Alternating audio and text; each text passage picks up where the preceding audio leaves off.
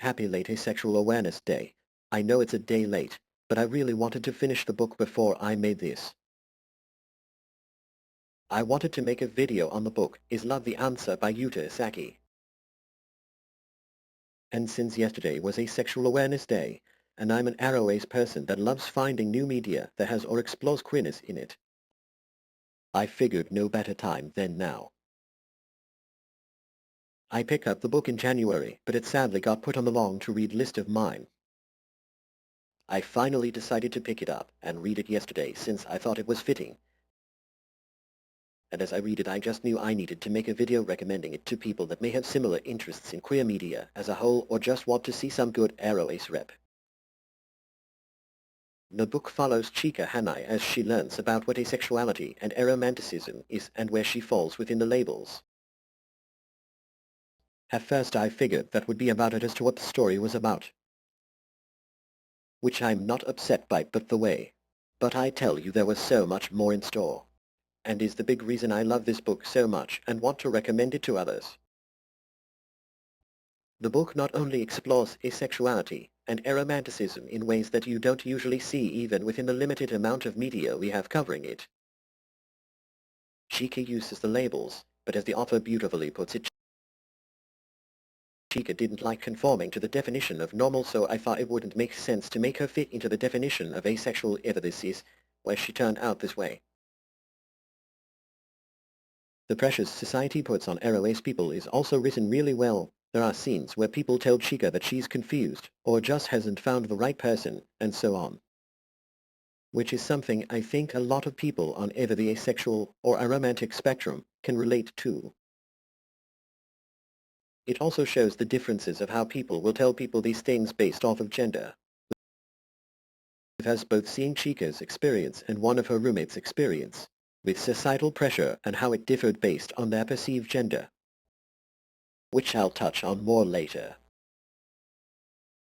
Is Love the Answer also shows how this type of talk about what is normal and what everyone feels can hurt people who aren't on either of those spectrums, but fall outside of social standards for love.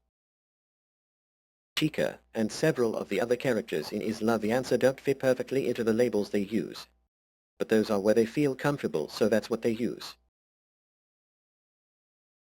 In Chapter 4, Chika is watching a magical girl anime with some of her new friends from college, and she finds that she is attracted to the butler character in one of the episodes, who is apparently supposed to be a black butler reference because his name is Sebastian, and he works for a kid named Cecile. I just find this funny. This causes her to panic and question herself again, which I find very relatable and haven't seen addressed in many things before. Because it's natural to not know everything right away, or to second-guess yourself when it comes to these things. She only stops panicking when her roommates, who are both also asexual, both falling into their own categories, show her that it's okay not to be the perfect asexual, that she is allowed to not perfectly fit, and should be allowed to use the labels she is comfortable with, even if she doesn't 100% fit what society says she should feel as an arrow-ace person. One of Chika's friends that was there for this conversation, who identifies as gay, Ito, confides in her and their other friend Inamoto that he does sometimes but very rarely feel attraction to girls.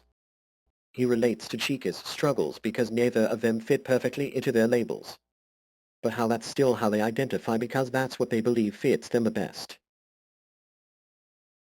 The whole scene is written beautifully, and I would go into more detail on it, but I want to keep details out.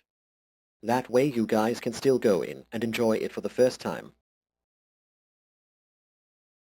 I feel the story also shows how we can sometimes try to fit into normal so much that it can cause us to not realize so much about ourselves. Something I haven't touched on in this video yet is how Chika experiences her gender. And while part of the reason is because it is only talked about for 2 or 3 pages in the book, it is defiantly interesting. As Chika is reading a book on sexuality and gender identity, she takes a minute to think about her gender and realizes she is somewhere between a woman and non-binary. she hadn't thought about it before, as she wanted to be normal so much that she hadn't even realized that she might not fully fit into the binary of being a girl. I know it's a small scene, but I really think it shows how much I love how this book is written. There are all these little details that by all means didn't have to be there, but make the book so rich and full of life. It makes me love it just so much more. Throughout the story, Chika is trying to figure out what love is, both for individuals and as a whole, as she knows she doesn't experience it the same way as others, and wants to understand them better. It leads to some really interesting conversations in the book exploring exactly that. How so many people believe how they experience love being the normal, and yet it's different for each person.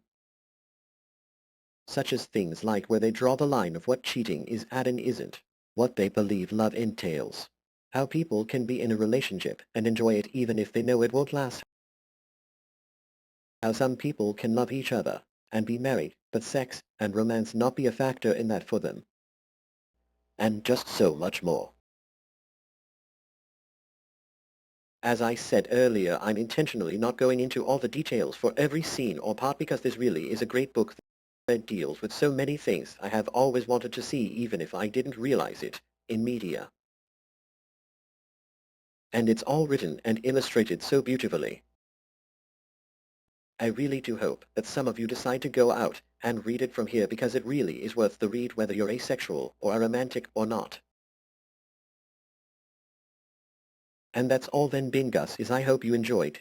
And please tell me if y'all would like more videos similar to this since it is something I really enjoy doing. But anyway, bye bye.